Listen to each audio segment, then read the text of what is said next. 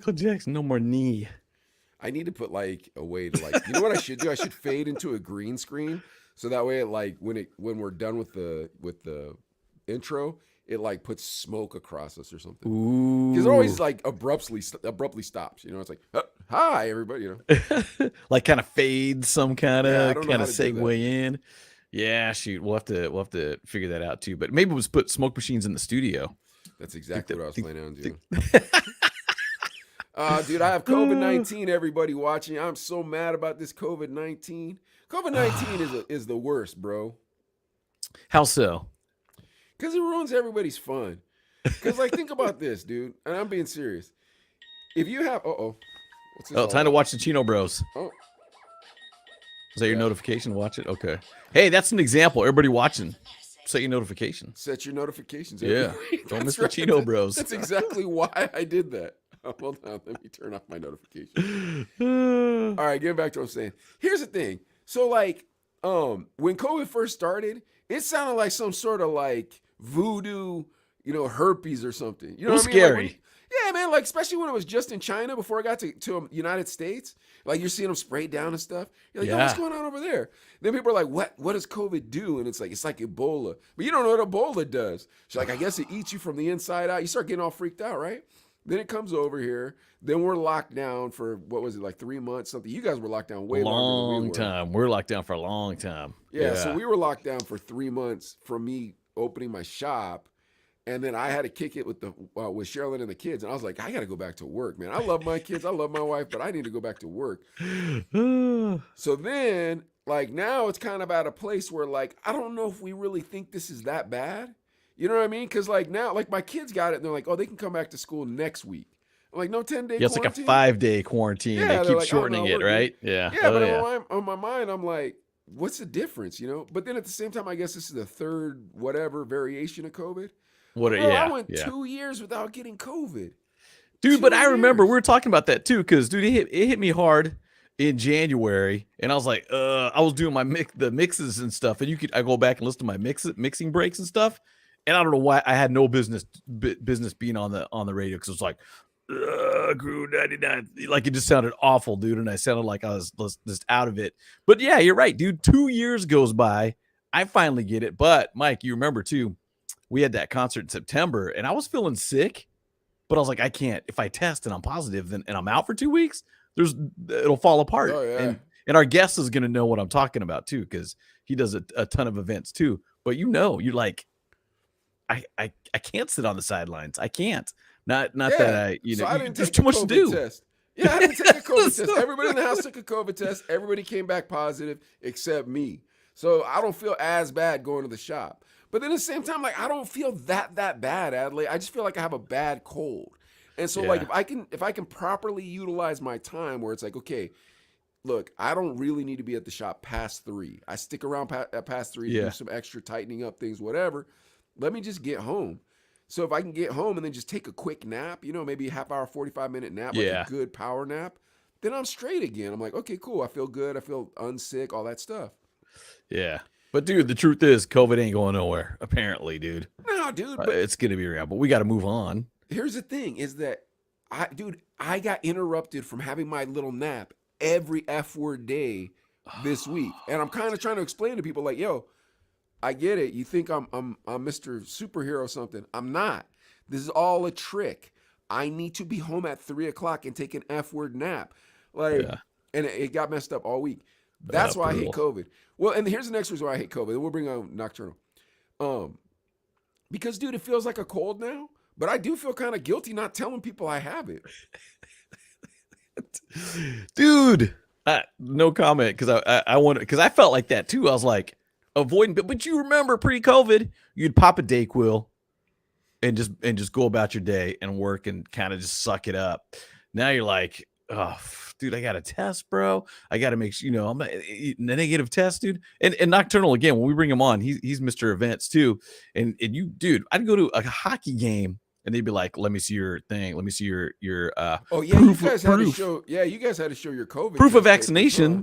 Yeah. And dude, just between me and you, people would have a picture on their phone and this guy making minimum wage is checking. He's probably like, yeah, sure, go ahead, dude. Oh, it's my son's progress report from 3rd grade. Whatever, dude, that works for me. I guarantee, dude. And the problem is, we went to see the Globetrotters and actually paid for tests for the kids, and it's like $30 a pop, and they don't care.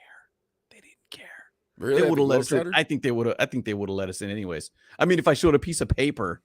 All right, well, let's bring Nokturnal on and see how he feels about COVID-19. All right, ladies and gentlemen, DJ Nokturnal, a.k.a. Lionel Rockin The Vinyl. A man of many talents, ladies and gentlemen. Lionel Rockin The Vinyl, bro. That's my DJ favorite Nokturnal. part. Lionel Rockin That Vinyl. Yeah, What's and sometimes, hey, when I introduce him to you, I'll do the, who is it? DJ Nokturnal. Yeah, we'll do that one too, dude. So he used to be a Mr. and we won't say the name of it because he's doing some stuff, but he also had a food side hustle going on. So Nokturnal, man of many talents, man of many hustles, apparently man of many daughters. We just and a palotero, man, to boot. Is that what you're telling me, Adley? He had a little cart. He would walk down the way. Similar. I'll let him open it up too if we get to it too. But and this is interesting too. He texted me some pictures of some old flyers, and man, your flyer game was tight. Mike and I DJ'd before we got on radio. Bro, you don't want to know nothing about that flyer game, DJ Nokturnal. I promise.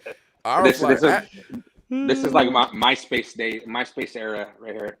Okay, those were MySpace days. Okay, Yeah. okay. So you actually had a digital, pretty looking flyer. You're like, okay, this looks legit. And it was, however, Mike and I did the paper ones, and I'd take a picture of Mr. T, and I'd put him on there, and I'd just handwrite, "I pity the fool that don't go to our club," or whatever like that. Adley wrote a comic strip. Adley wrote a comic strip on a piece of paper, and it was like we were in this crew, right? Our crew was called Too Strong Entertainment, and Adley was like, "Pete loves going to the Rock on Thursday," and he have a picture of this little cartoon guy, and he'd be like, "Everybody, come meet Pete. Chicks love Pete."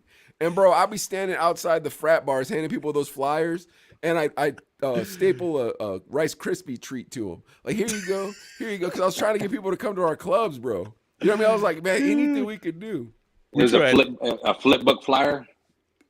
Oh, one of those comic done. No, we never did that. That would have been a great idea. We should have stapled a joint to the flyer, maybe something like that. Bro, we didn't have that kind of money. Hey, we gotta do a quick couple shout outs real quick. Let's do it. DJ Drask, what's cracking, fellas? What's up, DJ Drask? What up, Richard? Jules, what's up, Mike Adley? And don't forget Nokturnal. Jules, Yeah. what up, DJ? What's up, Jules? Yeah, Jules is so much fun, man. yeah, yeah. Jules is great, dude. But that dude, the flyer game was ridiculous. But Mike, I kind of figured out the secret. You put on 2 kegs, free beer with paid admission. And you only have a pony keg. You only have a pony keg. that was our gimmick. 4 kegs, and we'd only have 1 keg. Oh man, Doc, that's horrible. You're a sinner. All right, let's take this to the beginning, dude. So how'd you start DJing, DJ Nokturnal? Oh, real quick, man, how'd you get the name? That's a sweet name. Okay, so the name came after I started DJing, but my brother worked like a night shift, and it was called the knock shift. And I would be up all night DJing at parties. I mean, we used to stay up till like 7, 8 in the morning. And I don't know, the name was DJ Knock, and then it transitioned to Nokturnal. So I mean, it's kind of the same analogy or whatever you want to call it. But yeah, so that's pretty much how I got the name. What was the knock shift? The knock shift was like from 10 Where'd he work at, though? 10 p.m. to 7 in the morning, I think, or 8 in the morning. Where do you work at, though, your brother? Yeah, he took care of like mentally challenged individuals. I was thinking it's like a club or something, or a radio No, station. so he had to like stay at a house. It was like a 24-hour client. You Yeah. know, like, he was like a high risk client. You had to stay with him. Oh man, that's a tough job. That job is tough.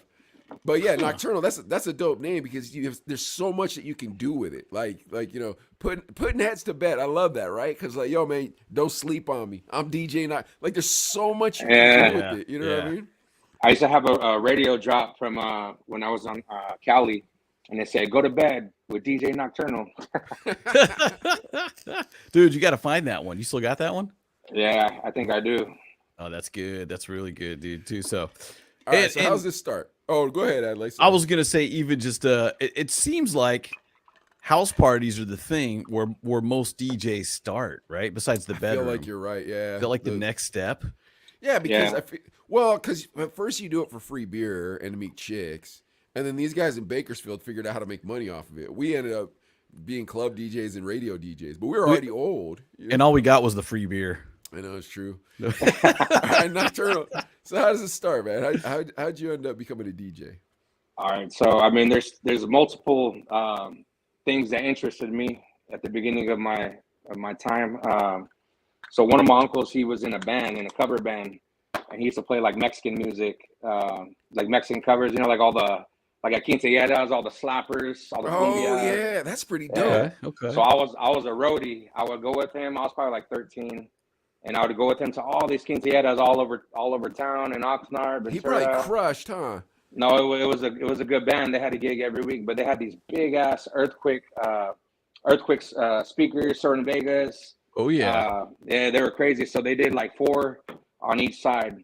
So we had a. I mean, they're probably always booked though. Think about it. They're just they're just doing Luis Miguel covers or whomever. You know what I mean? Some Selena. Yeah. Yeah, they're doing all the slappers. Like it was good. They even opened up. I think it was Los Tigres del Norte. Oh Yeah, wow. dude. That's Yeah. huge. We know what's up with them. Yeah, so this was like back in the day, like at the fairgrounds. I don't know what year it was. It was probably like early 2000s sometime. So anyway, I would roll with him. We would get paid $75 to unload and then to load back up. So we were cheap labor. And then I would get drunk. I was only like How 13. old were you? I was like 13. Okay. But I would go to the bar and I'd be like, hey, I need beers for the band. And then I would take all kinds of beers back, but I would be sipping. I'll probably drink like 2 or 3 of them and I'll be faded. But Yeah, you're 13. but yeah, so Hilarious. I started going with. Did any of your homies get to come with you and help you be a roadie, or were you the sole roadie? No, it was me and I think one of my uncles, one of my other uncles. We used to just kick it, but we would drink for free. I mean, I only drank a couple of beers, and He's and a then at the end lightweight of at 13. yeah, I'll be knocked out in the car half the time. Wait, what about your other uncle though? Like, how old was he? I'm not sure. I don't even know how old he is right now. But was he like close to your age? Was he a kid or was he a grown up? No, he was a grown up. Okay, I got you. So there's this grown up feeding 13-year-old kid beers. No, Well, it was he for the didn't- band. He didn't know I was. I'm just kidding. Yeah, he didn't know I was getting drunk. But I mean, he figured it out because I'll be passed out. But I so trust anyway- this 13-year-old kid to take these Anyway. beers to Los Tigres. Yeah. So when the band stops, they take a break. A DJ comes on, and back then, I mean, there was DJs, but we had our own DJ. It was one of the piano player. It was his son, and he just played CDs on this little controller. He wasn't really a DJ. They just burned all kinds of CDs, and he would just play songs in between, right? And I started messing with the little equipment, and I mean, that interested me, you know. So I mean, that's one story. What As year? far as What year is this now, Nocturnal? this has to be like early 2000s, maybe like 2001. Dude, he's so young. Because Yeah. I was Crazy, crazy. He's dude. telling this story. And I'm putting him in like 1992, like where we were Yeah, no. at that age. You know what I mean? Yeah, it was like 2001, between 2001 and maybe like 2006, something like that, somewhere in between those lines. Bro, I got to tell you, I love the idea of a Mexican cover band. I don't know why I've never seen one before, but like that is the most brilliant thing. They're popular all in Bakersfield. I mean, there's way too many of those, but It's too bad. yeah. But anyway, so I started getting interested in DJing right there. That wasn't really the style DJing. It was just like a little CD player, whatever. But then 2 of my uncles were DJs. DJ Adam G. They were like 90s DJs, like back in high school. My uncle would burn like mixtapes. He would record mixtapes, and then he would sell them, you know, at high school or whatever. And then my other uncle Joel, he was just a bedroom DJ, but he had all kinds of dope vinyl, 1200s, a realistic mixer. So one day, Gotta have my a uncle, realistic. Yep. exactly. One day, my uncle, he left his equipment at my house. I knew that's exactly how this started. I knew it. As soon as he said he was a bedroom DJ, and then Exactly. he told us his rig. I'm like, how would you know his setup? Like, especially if you haven't DJ'd yet. I knew this was gonna happen. All right, go ahead. So that became my setup. For Halloween, he got drunk. He left it there. There's probably like about 8 crates of records. Ooh. And I didn't know what the heck it was. Like at the time I wasn't like into it like that, you know. So the equipment stood at our house for like 2-3 weeks, and then I set it up in the garage. I was like, oh, he's not gonna come for it. I'm not gonna call him. And so I set it up in the garage, and I just started messing around. Me and my homies would kick it. We did school. We'd be in the garage doing extracurricular activities during school hours. Listen to this, kids. This is a perfect example. DJ Nokturnal, drinking beer at 13, skipping school to play records with his friends. Perfect American. Go ahead, dude. Man, I mean, I'm not proud of that stuff, but I'm just clowning, bro. I'm just clowning. But yeah, it happened, and I mean, good things came from it, you know. So, Hey, let me squeeze in a couple more shout outs. You guys mind? Yeah, go ahead. Let's do it. Let's do a couple more shout outs. Gavin checking in. What's up, guys? What up, Gab? Big shout out to Baby George checking in. Wait, is that Baby George? Luis Miguel. Oh, Luis Miguel. Danny P checking in. What up, what's Danny up, P? man? What up, Danny? David Big Alvarado. What's up, Dave? What up, Dave? What's Hey, up? DJ Wifey checking in. Oh, What's up, homie? What's up, wifey? I'm Facebook friends now with Wifey and Redeem. Nice. I'm gonna start sending Facebook requests to everybody who's been on the show, because like I'm never on Facebook. That's the problem. But anyways, yeah. let's get back to this real quick. Nocturnal. So when me and Adley were in radio, we'd have to go talk to middle schools. So we go to middle schools and they'd be like, oh, so where'd you go to college? And I'm like, well, I kind of went to U of A, but they're like, where'd you go to high school? I'm like, I dropped out of high school. And the teachers always be like, you dropped out of high school? They wouldn't want me to tell the kids that. So like, yeah. So I was like, well, but now I'm famous. Anyway. So. Hung out with Snoop Dogg last week, so you know. Right. So, all right. So anyway, so now your uncle leaves his 8 crates of vinyl, his techniques, and his new mark. Now, how are we starting? Like, are we gonna do parties? Or are we gonna do, what are we doing here? Because I know you're already skipping school, but like, how are we gonna start? How are we turning this into an enterprise? So I started just messing around. So I got familiar with how everything works, right? All the audio. And then I had like a CD karaoke machine or something, you know, like a little CD player. And I would hook that up into the mixer. So I'd play all the new songs on there. You know, like I'll burn CDs. I'll play off of Napster. Remember Napster? Oh, yeah. That. So fair share. Yeah. So I mean, I heard of those things. None of us who are on this show right now ever used them. Nocturnal's telling us a story about somebody else. This is an alleged story. Allegedly. Exactly. But anyhow, so I would play like new songs on those CDs, and then I'll use the records. And then so I got my first gig using that equipment. It was a New Year's Eve. It was actually the old owner of Murphy's, Abel. He had like this New Year's Eve party, and they hired me. I charged like $100, I think. And it was my first gig ever. It was like back in 2005. I remember that's when I established myself as a DJ, was 2005.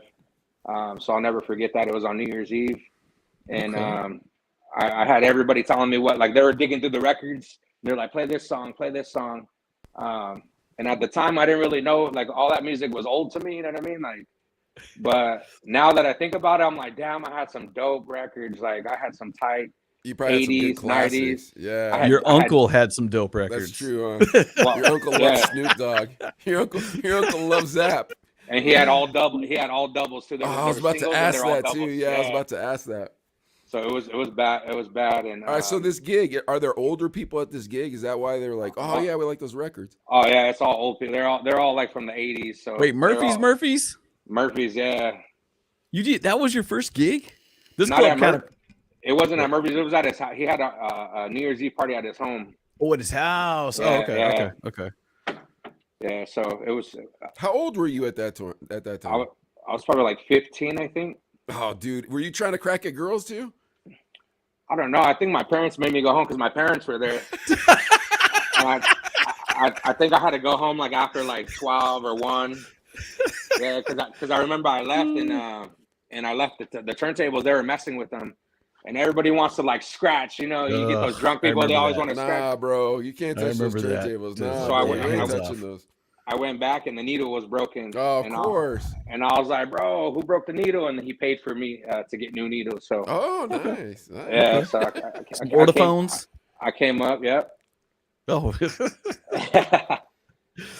Dude, so the parents said, "No, it's midnight. Mijo, you got to go home, dude. You can't stay for the party, huh?" That's it. It's like, Yeah. well, Mom, you didn't sweat. Like, Mom, come on, let me stay. You were having fun though, right? Kind of. I don't remember. I remember Dude, he was already vaguely 5 beers deep by that point, so he was passing out. 5 beers. Mom's a probably designated already driver. All right, we gotta give some shout outs. Show some shout outs. We got a couple more coming up too. Yeah, let's see. Big shout out to Tim Soto, back from Play 1039. We worked together at Groove too. Famous. What up, Tim? He said, tell him about the vans they let you drive around at the radio stations. I don't know, dude. Those vans were pretty beat up, man. Which one's at the station now or a different station? Even Play 1039. Did you go? No, dude. Nocturnal, did you work at Play 1039? What up, you? No, but I work at Groove. Bro. Yeah, he works at Groove now. Plays van. Look. What's up, DJ Doc? What's up, Doc? What up, Marcus? Dude, Plays van looked like a van you would see in a movie about a radio station.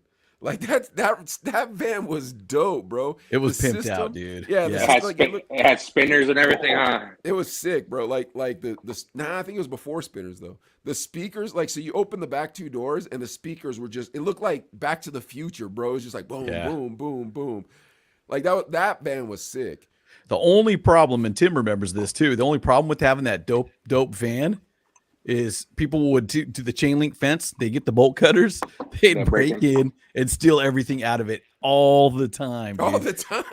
Dude, we did we had 4 different systems in there, and we finally just gave up. But that was dope. Yeah, you open the back doors, speakers built in, hit one switch, bloop, powered everything up, and had a cordless mic ready for remotes and appearances and stuff. This is sweet. Dude, it was like the real world, bro. When I saw that, I was like, man, where are you working at, Adley?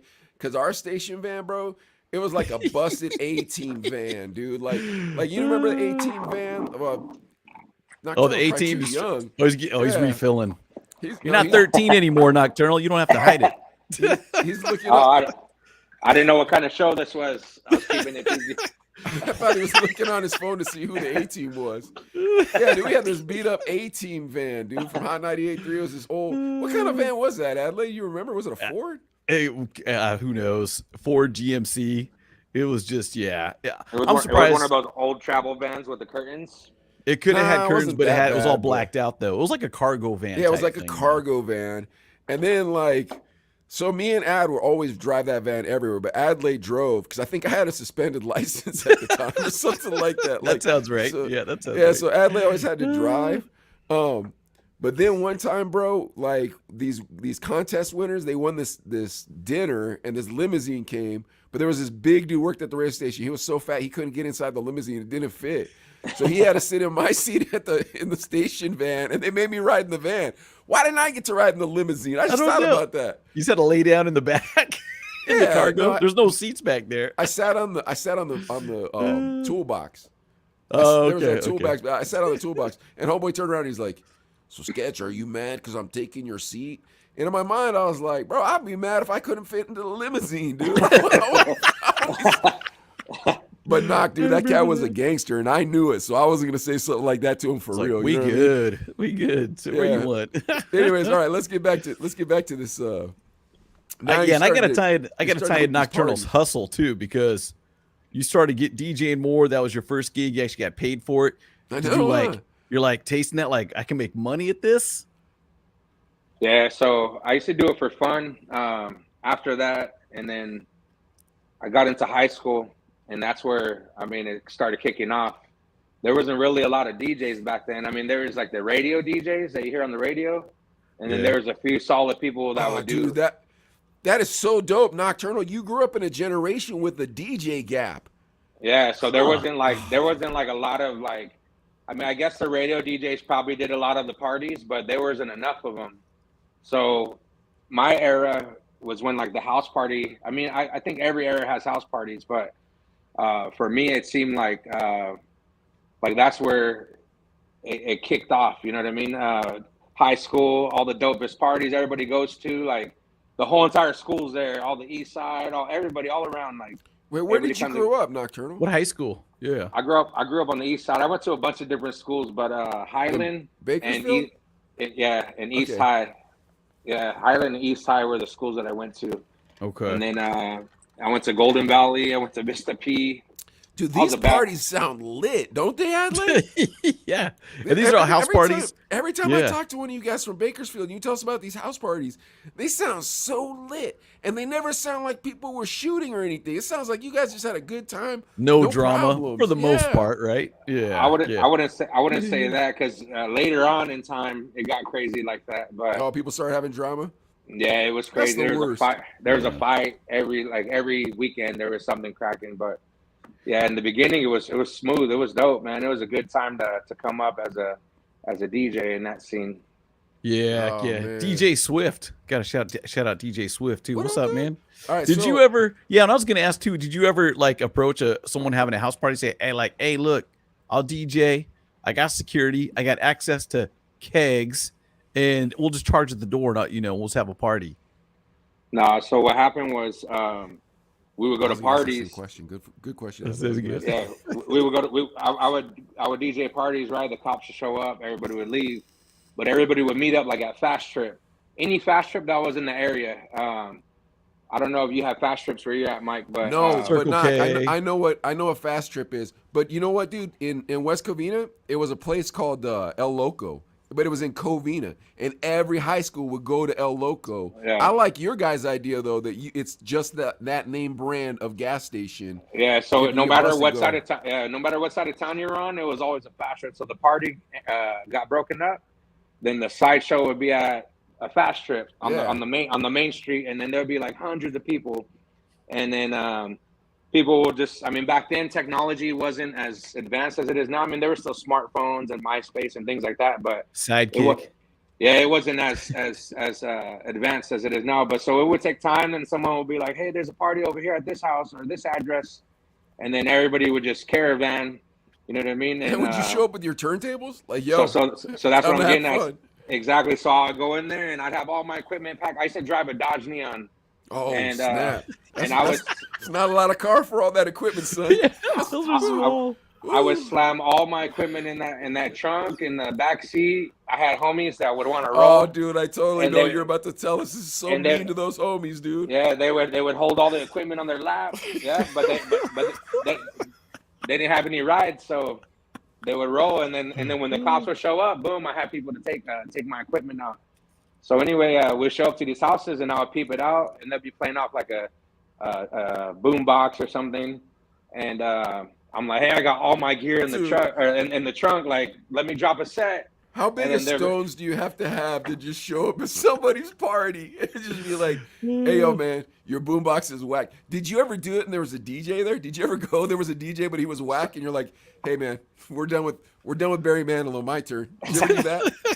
Sometimes, but I mean, sometimes I would know the DJ, so I would just take whatever I had, you know what I mean? And then I would drop a set next to whoever was there or whatnot. But yeah, I mean, those were the times right there. Dude, this is one of the most interesting DJ stories I've ever heard in my life. How about you, Adley?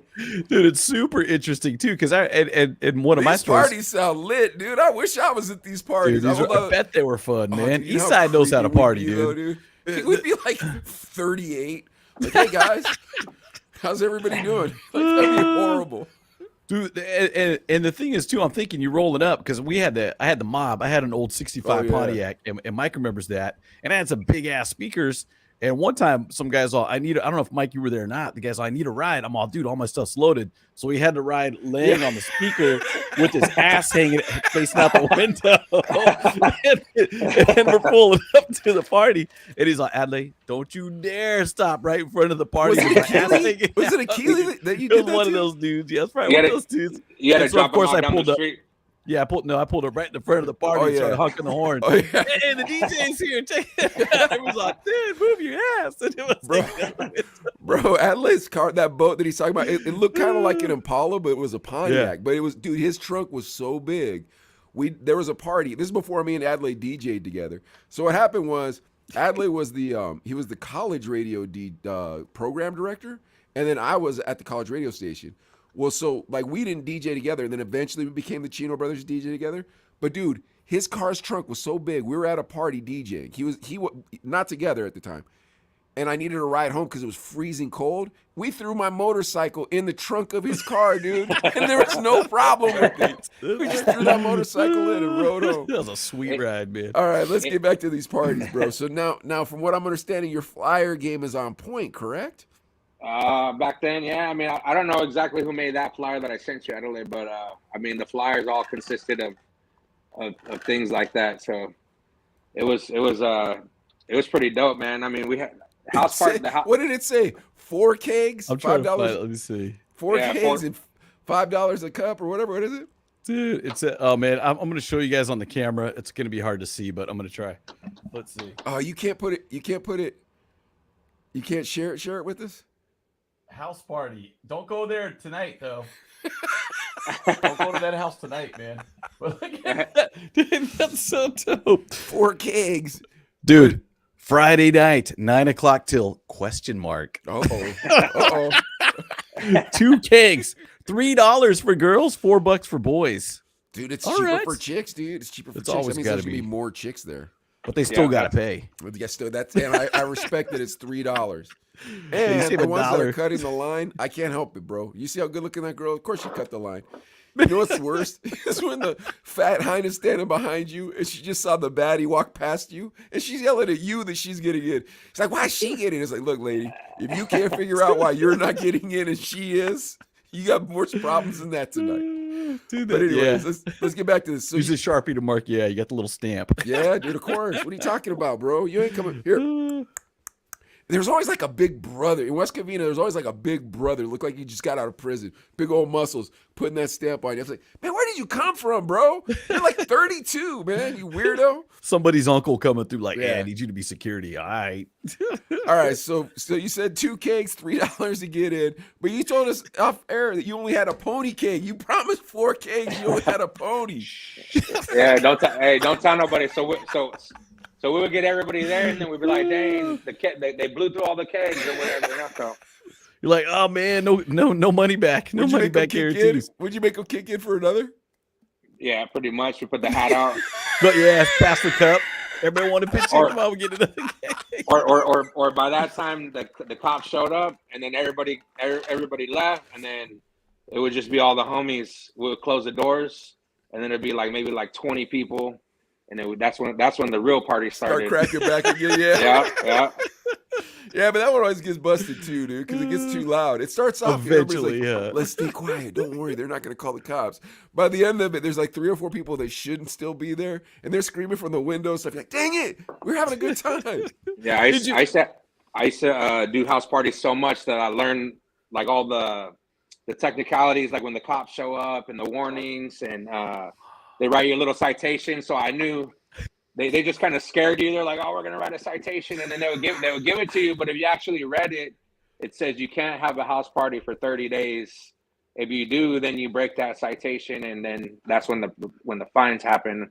I think it was like 2 warnings or something like that. You know what I mean? So we would have a party, and then we would take a break. You lay low for 30 days. And then we'd have another party, take a break, and then we just kept doing parties after that. Like, Bro, I haven't been to a house party in 1,000 years. How about you, Adley? It's been a long time. It's Like been a a- very long a time. I wouldn't know what scratch to your do, hand- man. Like a scratch your hand house party. Like a Sharpie marking, like I paid. exactly. they're Yeah, not the dude. same. They're not the same anymore. That's for sure. I mean, Like I got a crumbled $5 bill in my pocket, and no, I ain't got you house party. Like, when was the last time you went to one of those? It's been a long time. And Knock, what about? I know Bakersfield. You hear about the field parties out in the orchards or whatever. Did you ever do one of those parties? No, but those were too crazy for me. But Oh wow. the ones that I did were, so apparently during all this was like maybe like 2000, between like 2007 and 2010, people were breaking in. So there was party crews. So there Danny was brought like the little, red solo cups. yeah, there's little cliques. So everybody, like, they had names or whatever, and there was like they would just have parties every weekend. It'd be a different party. So these people started getting desperate on where to have parties at. and they would break into like for sale houses or Holy foreclosed houses. God, this sounds like a teen movie.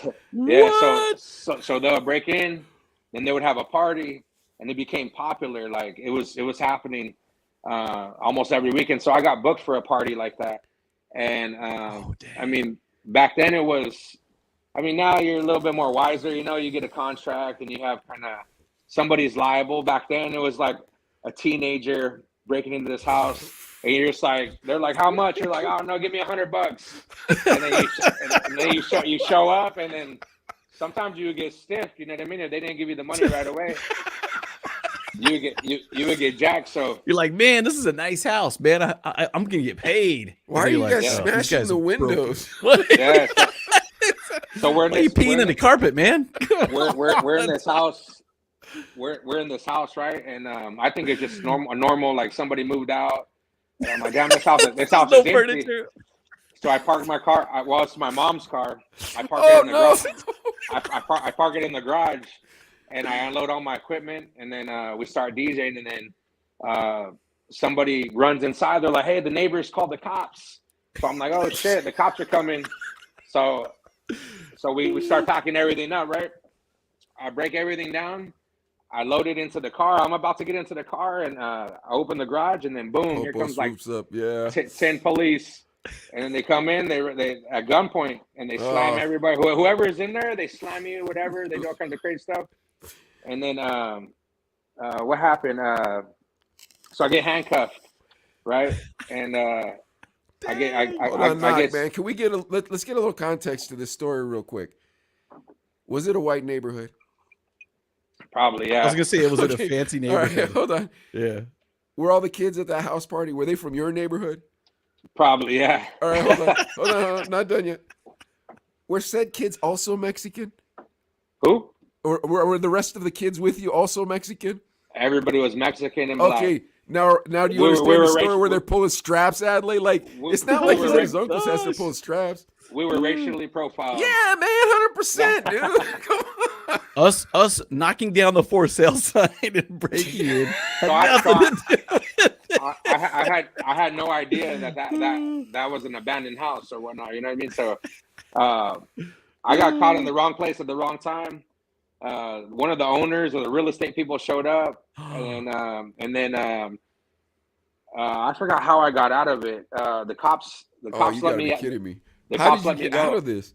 I don't know. I think my aunt showed up. One of my aunts, she was cool. So I called her and I'm like, hey, I was like, I told her the situation and I'm like, I need you to come down here like My right now. mom Like, is gonna beat me for Yeah. borrowing her car. And you Exactly. gotta Yeah, you keep don't that call from mom, you happening. call the cool tia. for sure. Exactly. So yeah, I got out of that one. But yeah, it was crazy. Back then it was wild, man. I seen people get stabbed. I seen people get shot at. I seen brawls. Dude, these house parties sound so phenomenal, man. But they don't shoot the DJ, remember? Yeah, Never. no, Never. DJ. Dude, I'm not even gonna lie to you guys. I just realized the last house party I ever went to. Do you know the last house party I ever went to, Adley? What? I think it was with you. It was a 420 party. We were in college, and there was that white dude who had dreadlocks that went to school with us. I can't remember his name, but he was there too. I don't remember that. And I don't Thomas remember. was with us. Yeah, and like all Too Strong was with us. But I didn't know what 420 was because I didn't smoke weed like that. Huh. Yeah, I don't So remember Chino that. Brothers And that was house party 20 in plus years Bakersfield ago. for y'all's anniversary. DJ Dude, you know Wifey's what? having a house party for us. All right. Once we get like 100,000 subs, we're gonna do the Chino Brothers like DJ ball, and we're gonna invite all the DJs who've been on the show. All right, so now we're getting older, Nocturnal. We're starting to graduate from high school. This has been a great time, but are you starting to eyeball the clubs or what? Not necessarily. I mean, in Bakersfield, there's a lot of politics with DJs at this time. Probably kind of now too, but I mean, you know how it is. Once you're locked in somewhere, that's your territory as a DJ. You kind of don't want any outsiders coming in. So I mean, I tried, but it was hard. I mean, there was dope named DJs at the time just rocking all the clubs, all the bars, things like that. So I stood kind of in the house party scene, but after that, I kind of like lost interest. I didn't want to get arrested anymore. So,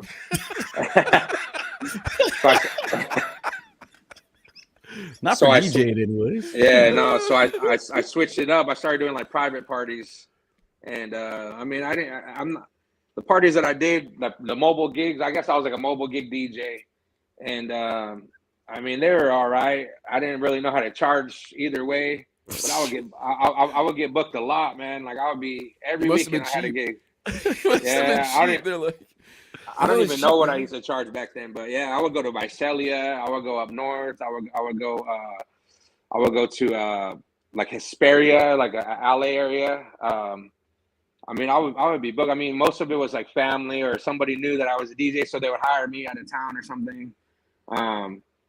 So yeah, I was doing gigs like that for a while, and then I don't know. I think there was like a time where I just lost interest in DJing. So for a while, I stopped DJing, and then boom, I just started DJing at bars, and then I got my big break on the radio, and I was just at the right place at the right time. And then I mean the rest is history, you know. So how does that happen, Adlai, with picking up Knock on the radio? This is and Knock says he doesn't remember this, and Mike, you've been to the Nile. Remember that club, the Nile? Me and Oscar of Proud Entertainment were hanging out, and Oscar always conniving. You know what I'm saying? Always conniving and stuff. And he's all, "Hey, a couple DJs want to meet us out at the Nile. They're not 21 yet, but they want to talk to us about doing some promoting their club or whatever." And Nocturnal, it was you. And I want to say DJ Darkside, because I remember thinking like they got some scary DJ names. I don't know, man. I'm kind of afraid. No, I'm just kidding. But it was kind of like Darkside and Nocturnal. You're like, whoa. But we're like, okay. Dude, the sicker the name, the cooler. Like your name, your DJ name has to either be I'm nuts or I'm gonna execute you. I go hard on the turntables. Yeah. So we met, and then I think Proud Entertainment Oscar's like, all right, guys, what we'll do is you guys DJ the house party. We'll collect the door money and you'll make $60 for the night. And I'm pretty sure you guys walked away like, nah, we're not doing that deal. It was something similar to that, I think, because I was like, cool. And then we talked for a few minutes and kind of that was that. And then fast forward years later, Nocturnal's working at Groove and we're on Fridays at 5. And dude, it's cool seeing Nocturnal start out so young. Granted, we don't advocate underage drinking, but not at all. But I mean, but you know what I'm saying, dude. That's the lifestyle. Nocturnal has turned his life around. He's wearing a "Make America Great Again" hat right there, supporting the old president. You know, that guy has morals. Having intercourse with the pornography actress behind his wife's back. You know, I don't know what this Trump. You might like him, you might not like him. But Nocturnal's a true patriot. That's how we know. and Nocturnal's been rocking the mustache since 05, because that was right around 05. I feel he does it right, dude, or something like that. Yeah, that's kind of your trademark too, right? That's all. That's actually the mustache came a little bit later, but that's all I could grow. I tried to grow a beard. You know, like beards were a thing, and I couldn't grow it. It'd be all patchy. And then, like a lumberjack beard, you mean? Yeah. So I tried to grow a beard, and then I just grew my mustache, and it became like a trademark. I mean, I get joked around a lot about it, but that's how you brand yourself in a way. You do it right, bro. You putting the 3 flowers in there? How are you getting that little? I use mustache wax. So it's Clubman's mustache wax. Okay, I never heard of such a thing. And I think we skipped over something back in high school. Didn't you have a kid? Yeah. Yeah, so I felt like kind of like maybe that was kind of one of those turning points where like I got to get my ish together. Maybe, do you think? I don't know. I'm just throwing that out there too. Probably. I mean, it wasn't the best time of my life. Those few years, it was like I hit rock bottom like 2 times in my life, in my young adult life. Wow. Yeah. It was crazy, man. It was definitely I mean, people probably see me now and they're like, "Oh, dang, who does he think he is?" But I mean, I came from dirt. Like I had a good beginning, like all the stories I was telling you, and then there was a patch in my life where it was like, it was crazy. Rock bottom 2 times, I think, and then boom, now I just skyrocketed. 2 times, bro. Like, because one time I'm like, nah, bro, I ain't coming back here. Like, what made you think the second trip was going to be better? How'd that happen? Shit happens, man. Excuse my friends. I understand. Things happen, and I mean, life happens, you know, and I think that part of my life I'm not really proud of, but I mean, fast forward to now, I woke up one day And I was like, man, what are you doing with your life? Like, what's like, what are you doing? Like, what are you going to do to better yourself? And I swear, once I changed my mentality, nobody's going to get it for you but you. You know what I mean? You can't wait for handouts. You got to get it on your own. And I mean, that was my motivation, I guess, to myself. I had a heart to heart with myself. I want you to teach your whole generation that, Knock. Your whole generation needs to understand that sentence you just told us. Do you agree with me, Adley? 100%. Absolutely. Because like a handful of you young people, man, you guys are grinders. I really respect you. And then the rest of it, it's like, hey, man, you think you really deserve this? Come on now.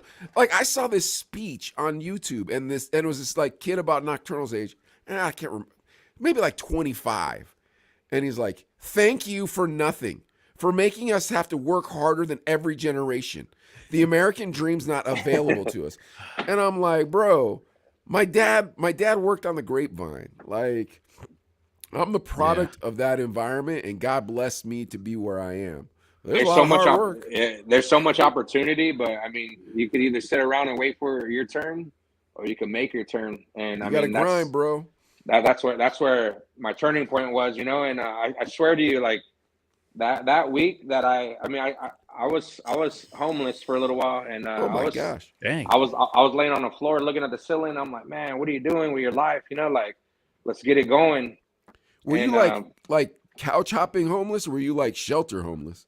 No, like couch hopping, but you get prideful. I mean, there's a bunch of different places you could go, family and stuff, but you don't want to.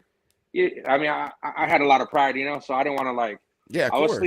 I was parked behind my brother's house in his alley, and I had a car, and I would fall asleep, and then I would just like wake up 7 a.m. I would go take a shower at his house, and then I would bounce around all day long. That was the kind of homeless that I was. I would stay. How would you say? I wouldn't be in anybody's way. You know what I mean? So that way, I was welcome back wherever I went. You know, I didn't want to be a burden, so I would use my resources when I needed them, and boom. But anyway, fast forward from there, I turned my life around, and I think Danny Hill, he was the one that approached me. He approached me years before. It was at Murphy's St. Patrick's Day event. He was DJing, and he gave me his card. He was like, "Hey, contact me. I need help DJing at the station." And I didn't take him serious. I was young. I wasn't interested, you know. And then years later, I landed this gig at La Mina, and Taco Tuesday's there, and it's Cali 95.3. They're doing the Taco Tuesday remote. And who do I see? I see Danny Hill. And I'm like, hey, what's up, bro? Remember me? Like, it was like years had passed.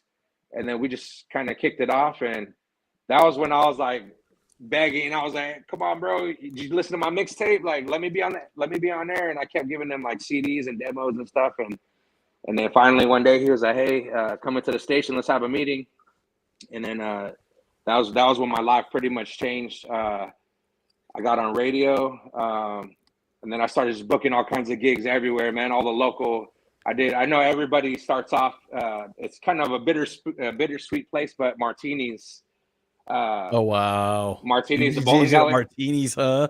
Martini's. With Nike? Was that with Nike? Is that the spot, Adley? Is that the spot where you get bottle service for $100? Yep.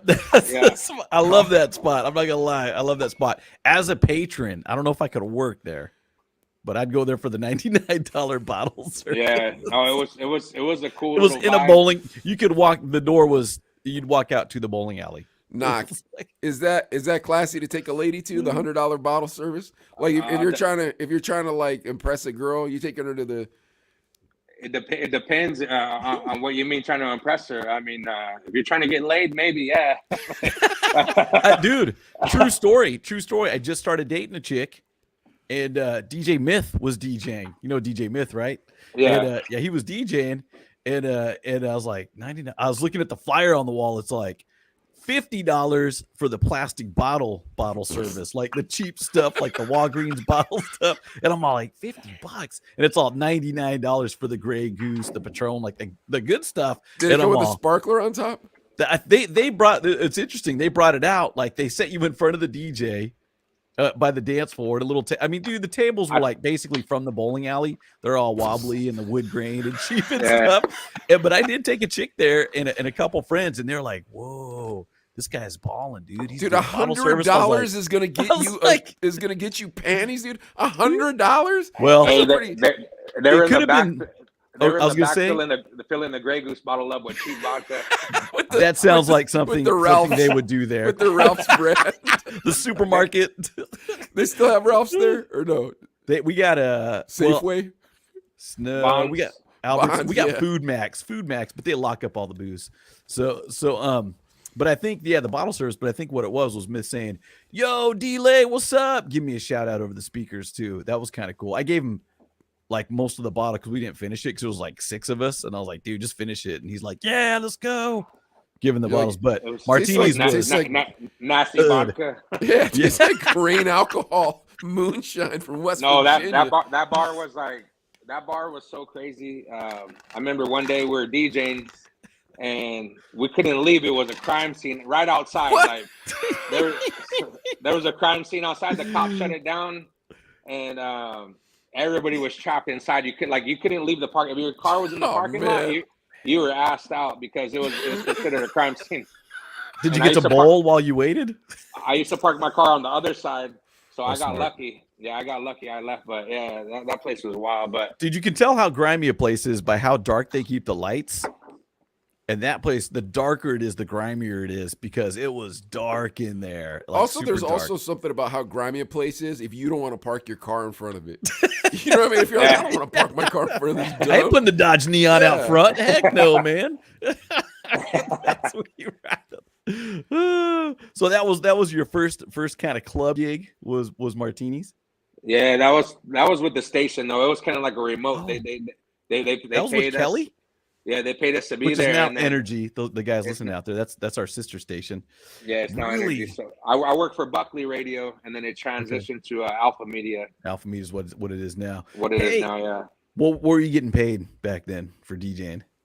I want to say at Martinis it was like $250 or $300. Something like that. Wow, that's nice. Not bad. That's Okay, nice money. Okay, that's not bad. That's not bad. It's because we I'm a haggler, bro. I know how to haggle people. So I was like, man, I'm on the air. I'm on the radio. You know, I kind of pumped it up more than what it was. And I mean, I just started. So, dude, people are watching, man. You don't want to share that secret, do you?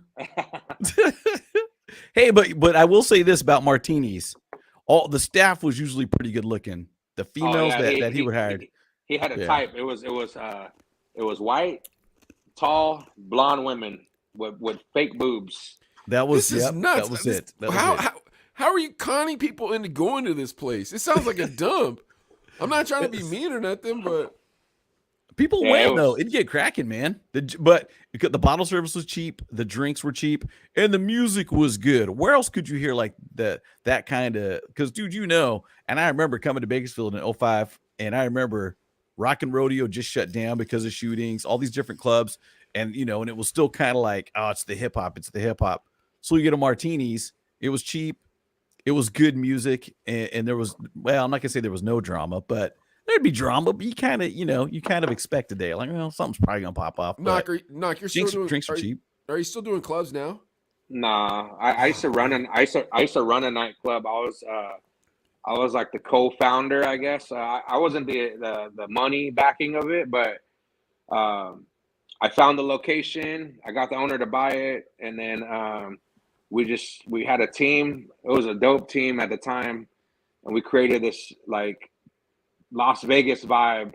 Oh wow! And it was kind of cool, but Bakersfield Bakersfield, the nightlife here kind of sucks, honestly. I mean, I hate to talk about our town, but our nightlife is there's only like one major club in Bakersfield. Now there's like I want to say there's like 2 now, like English hip hop club, Bakersfield don't have the Hollywood money though. You know what I'm saying? I always kind of thought about with the $100 that. So yeah, we try to bring a different vibe, and that was fun while it lasted. It didn't last too long, but was it the Avenue? The Avenue, yeah. Yeah. Okay, wifey remembers. Was that also 21 Club? It was a 21, and then the owner that I know bought it from the old owner. And then we transitioned. Avenue was nice. the name. It was the name I created. So I founded the name because it was on Chester Avenue. Yep. I'm like, hey, Avenue would be a dope name, you know. So yeah, it was bad, man. We had a bunch of entertainment. I had all kinds of acts coming in. Was I had there like gunplay ever? No, this is more upper class. It was like Yeah, I like that. I was It was in a nice. suit. I was in a suit. All of us. I like that. Yeah. We all matched, like all the staff. We all wore like the same color attire. You know what I mean? What kind of music would you guys play? It was just clubby stuff. It was just like Modern clubby or old school stuff? No, like modern stuff. You know, like EDM. Did you have an old school night?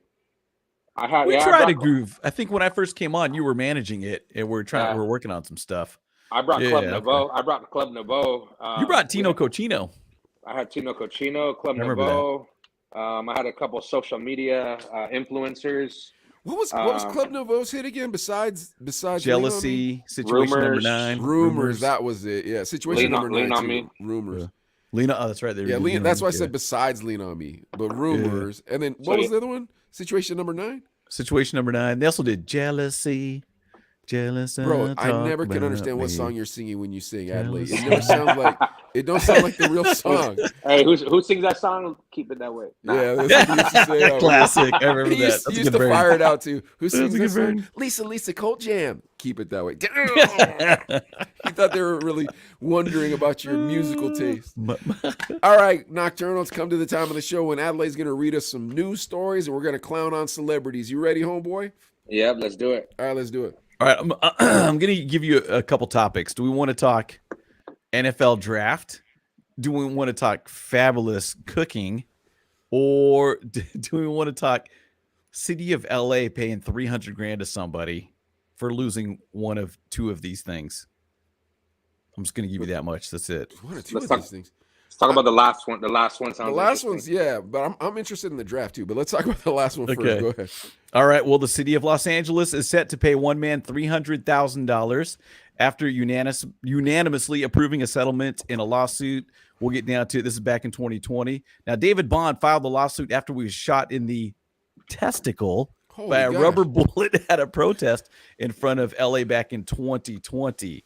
Now, I'm thinking what I want to ask you guys is, first of all, is a testicle worth $300,000? Wait, did he lose it or he just got shot in it?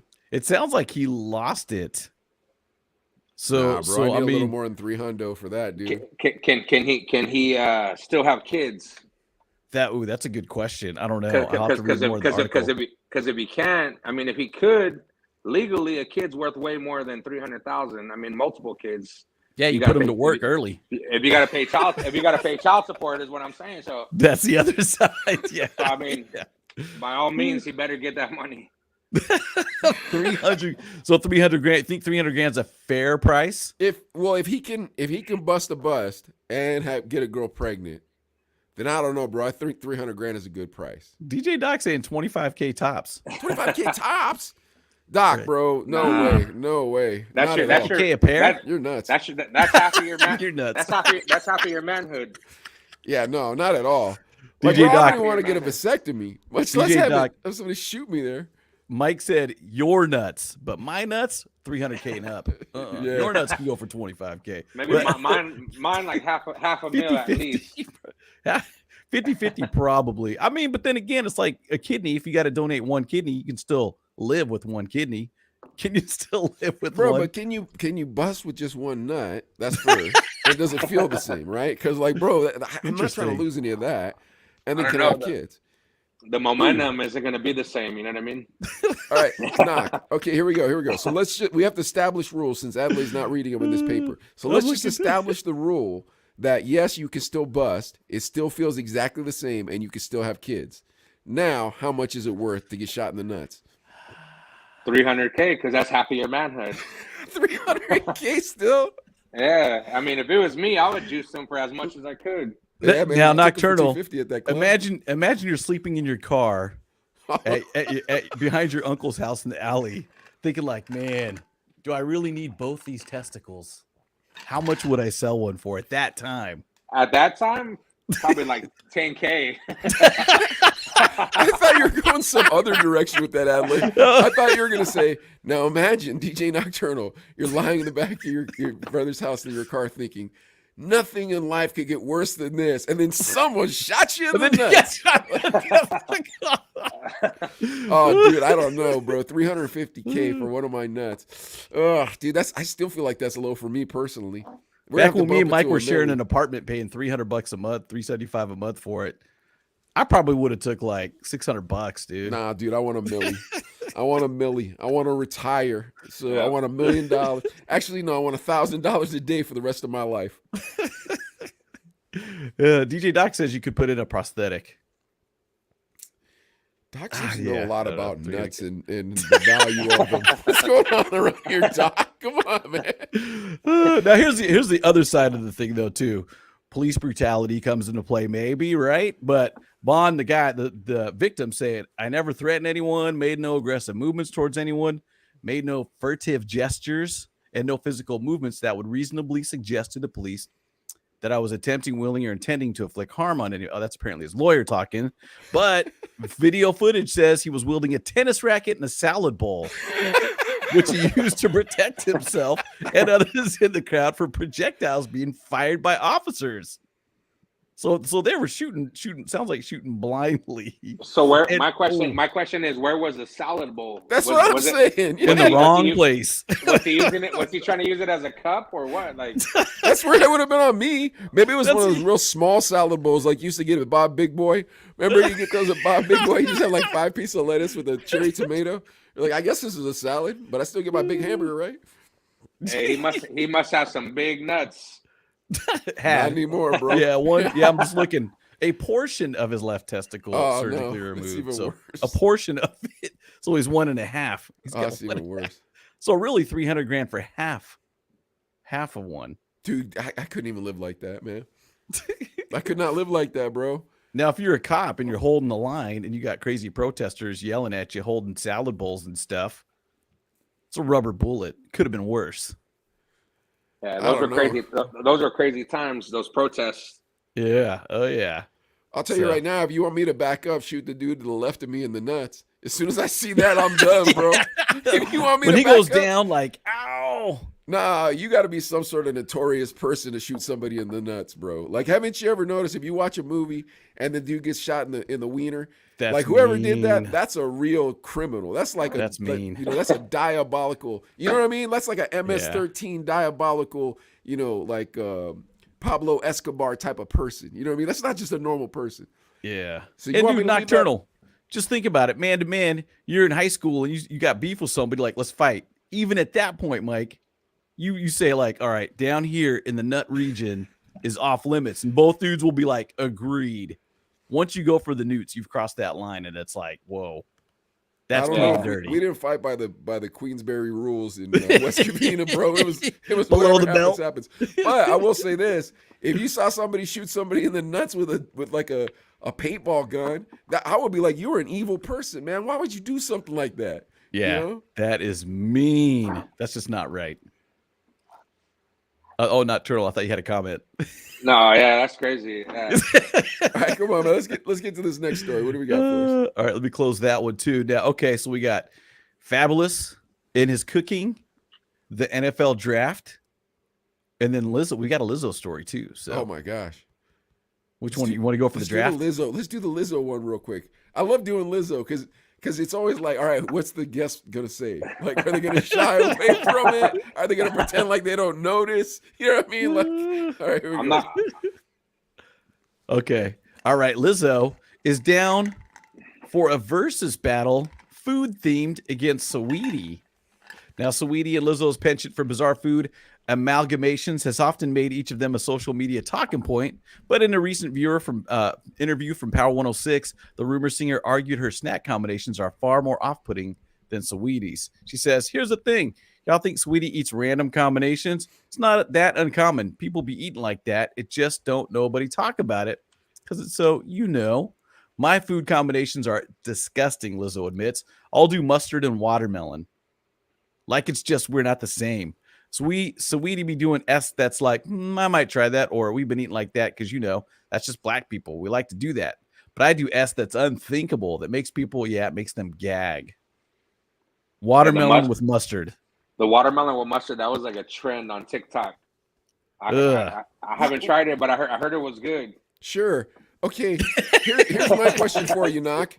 Would you pay $69 to watch Lizzo and Saweetie, whoever that is, just eat disgusting food?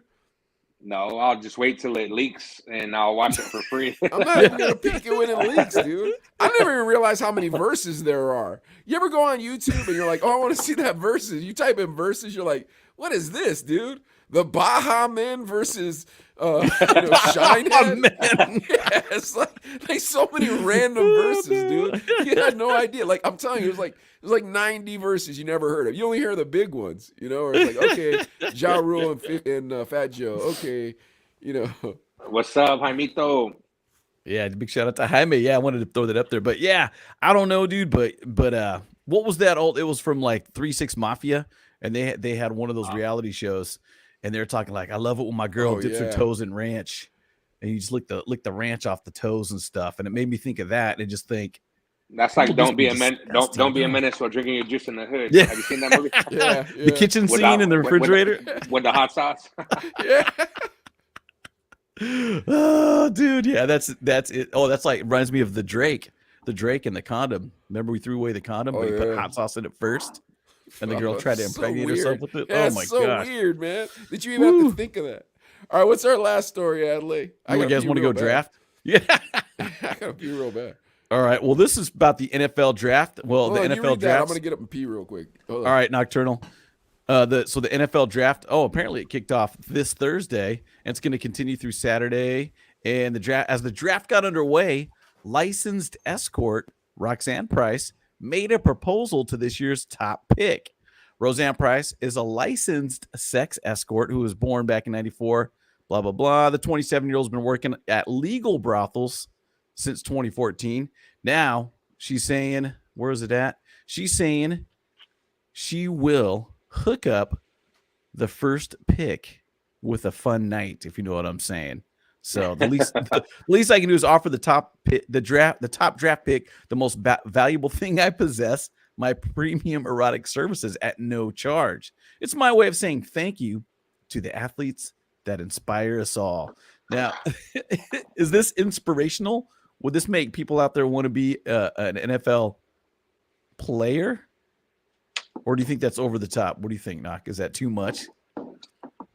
Nah, I mean, what does she look like? She's all right looking, but I mean, she's been doing that kind of work for 10 years ish, right around there. So she's been doing it for a while. And it's kind of funny, but it sounds like it's just kind of a Twitter grab. But it's like, dude, you get a fat contract if you're the NFL, the number one NFL draft pick. Mike, just to recap real quick. So there's a sex worker that's going to offer a night of fun to the first draft pick. I mean, I don't really think he needs that. That's what I was saying. Yeah. You got a fat contract. You're getting paid no matter what. He's probably going to get that either way without her or not. Like, yeah, he's been getting that since he was in high school, since he was in middle school. If you're a good football player, a good athlete, yeah, you're probably doing okay. Especially if you're like at a top college and you're like, okay, I'm going to the NFL draft. I will be playing in the NFL. Draft's tonight. Everybody's watching it besides watching the Chino brothers at home. Yeah. This is way better, though. This is way better. Now, she works at the Chicken Ranch. We've all heard of that, I think, right? It's a legal establishment outside of Las Vegas. And just to re-say the quote, she said, the least I can do is offer the top draft pick, the most valuable thing I possess, my premium erotic services at no charge. It's my way of saying thank you to the athletes that inspire us all. Disgusting, dude, why would you want that? It's like, hey, how's it going? I've seen 50 different wieners this week. You're a mile plus of ween. Yeah. I even seen a guy with testicle and a half. He got shot at this house party. DJ Nokturnal. He crashed this person's house. They abandoned the house. The house was for sale.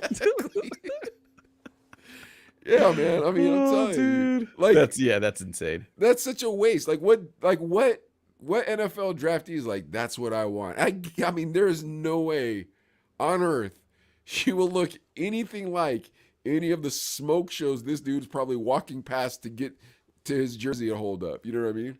Yeah, there's girls waiting by the locker room Yeah. that are saving Celebrities. it for Celebrities, yeah. somebody like that. Like, I'll be your first. Let's get married. Let's see those zeros on that contract. You know what I mean? Yeah, So, that's when you see yeah. the brother next to him, like, you see what this hot sauce right here. You know what this hot sauce is for, don't you? Don't forget. Don't forget.